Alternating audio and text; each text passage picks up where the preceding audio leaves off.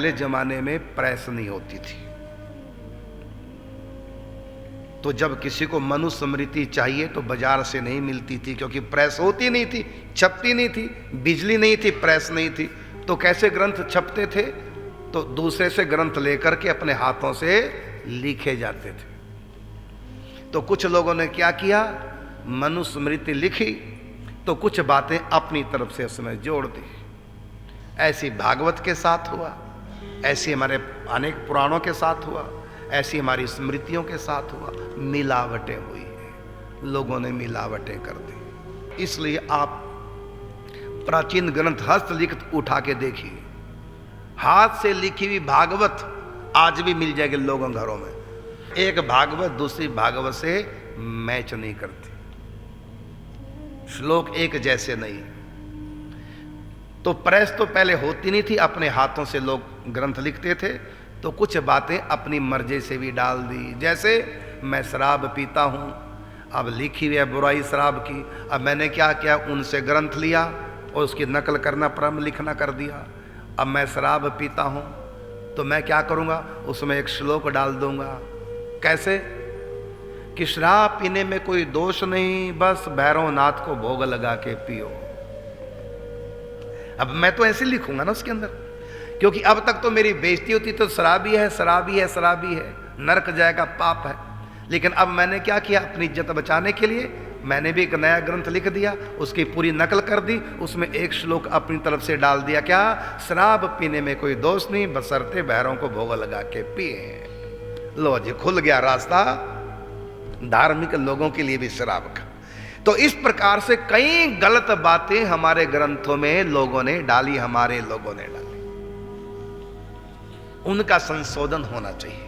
जो भी बात हमको मानवता के खिलाफ लगती है, जो भी बात हमको धर्म के प्रतिकूल लगती है, चाहे वो किसी भी ग्रंथ की बात हो, उसको हटा देना चाहिए।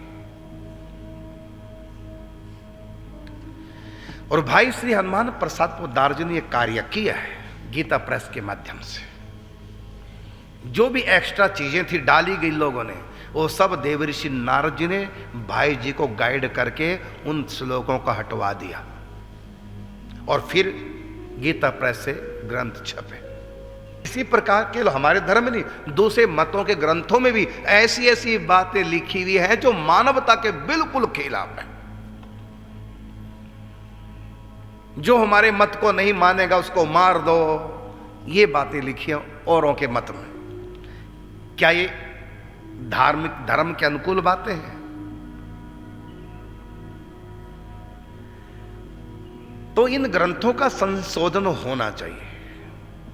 हम तो तैयार हैं, सनातनी सब तैयार हैं। जो भी बदला ग्रंथों में धर्म के अनुकूल नहीं है, उन प्रसंगों को हटा देना चाहिए। ये प्रसंग, इनको प्रसंगों कहते हैं कि अलग से जोड़े हैं, प्रक्षिप्त प्रसंग है, प्रक्षेपक है, अर्थात बाद में मिलाए हुए हैं लोगों के। और भाई जी ने कार्य काफी हद तक किया है, बहुत श्लोकों को हटाया। इसलिए हस्तलिखित प्राचीन ग्रंथों को भाई जी ने देखा, एक ही मनुस्मृति है, वो कई लोगों के घरों में पढ़ी, क्योंकि उस समय प्रेस नहीं होती थी। 100 साल पुरानी बात है, उस समय प्रेस नहीं होती थी और लोगों के घरों में हस्तलिखित ग्रंथ हुआ करते थे। तो मनुस्मृतियां कई भाई जी ने देखी, लेकिन अलग अलग सबके श्लोक। फिर देवऋषि नारद जी ने भाई जी को गाइड किया, तो सनातन धर्म के जितने ग्रंथ थे फिर गीता प्रेस से संशोधन करके फिर भाई जी ने इनको सबको छापा। तो पूज्य भाई जी ने ग्रंथों में जो मिलावट थी वो निकाली है, लेकिन और मत नहीं निकाल पा रहे हैं।